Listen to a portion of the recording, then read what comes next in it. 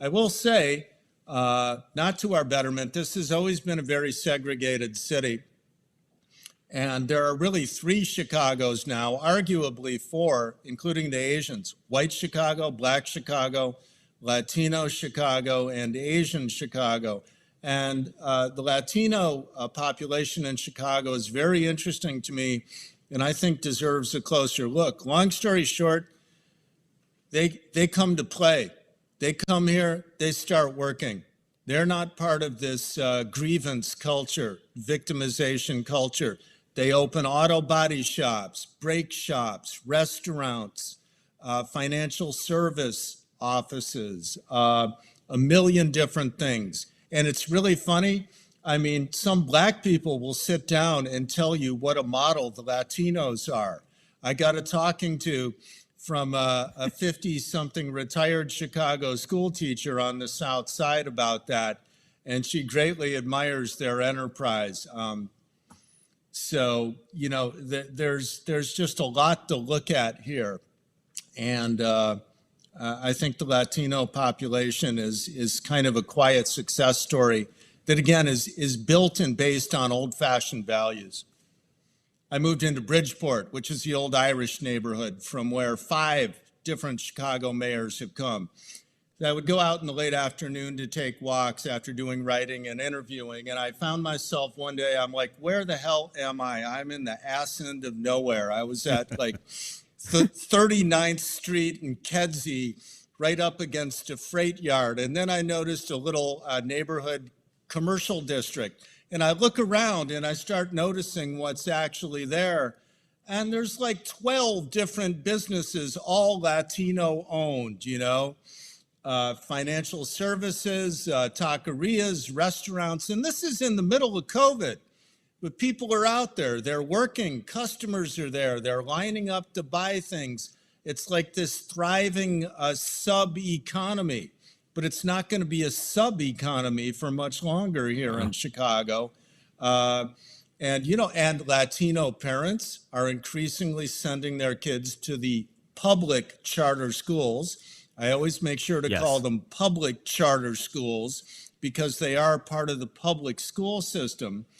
And the enrollment overall in Chicago public schools, you know, of which 4 out of 5 schools are not charter schools, the overall enrollment is sharply down over the last decade. The one bright spot where enrollment has gone up markedly is the public charter schools in Chicago.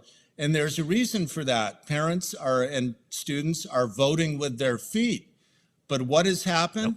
The Chicago Teachers Union has successfully persuaded Mayor Lori Lightfoot to put a growth cap on charter schools to prevent new charter schools from opening. So that just gives you a little window in. Here we've got something that's working, right, for the most part. Exactly. And if they don't and then they're going to try and squash it. Yeah, because competition is too much. More than that, they attached a rider to another education bill. Here's another thing the teachers union got out of the majority Democratic legislature in our state capital of Springfield. They got a rider on another education bill that now institutes a moratorium on the closure of regular plain vanilla Chicago schools. This is very important because many of the schools have no students left in them. They're literally 2/3 empty, right? And or the performance data is tanking over 2 or 3 years consistently. Both are grounds for closure. A school portfolio has to be managed. There's even a strategy called the portfolio strategy that is really one of the best practices out there for an urban school district.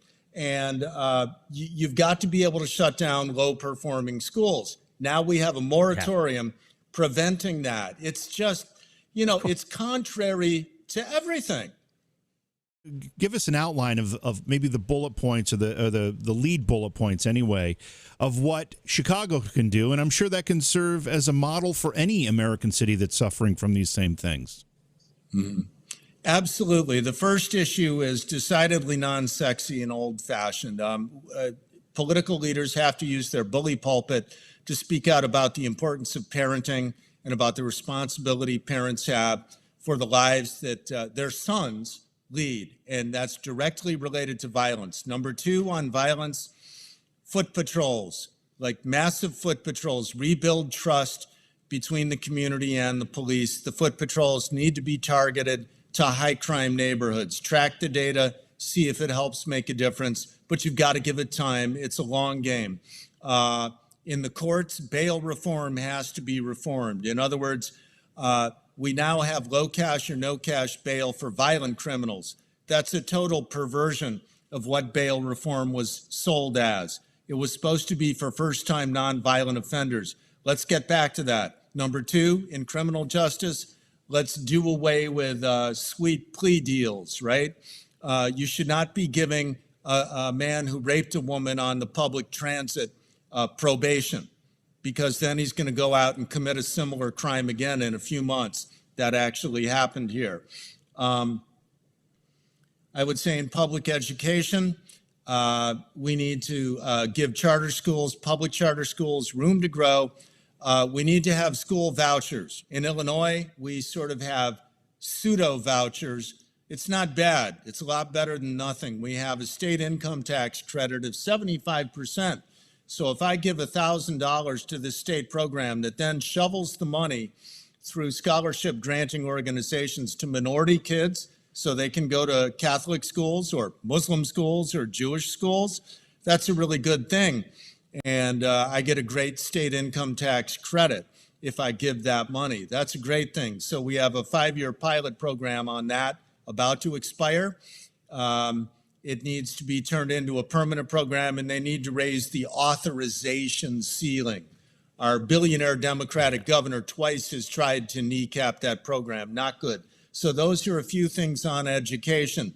On corruption, I think we need independent mapping of our city council districts as well as our state legislative districts. It's too late now on the state legislative districts. They just did a huge gerrymander. They're going to do the same on the congressional districts. In Chicago, they're fighting over a city council map of the city council wards. It's going to be mapped according to race. So finally, one of the biggest things, there's a whole slew of things on corruption in governance. We need our elections to be hinged, our local elections held at the same time as the presidential elections. We only get 33% turnout in our local elections. That's deeply rotten. The same electorate turns out 70% in Chicago for presidential elections. Yeah. Why don't they want 70% turnout in the city council elections? There's a reason.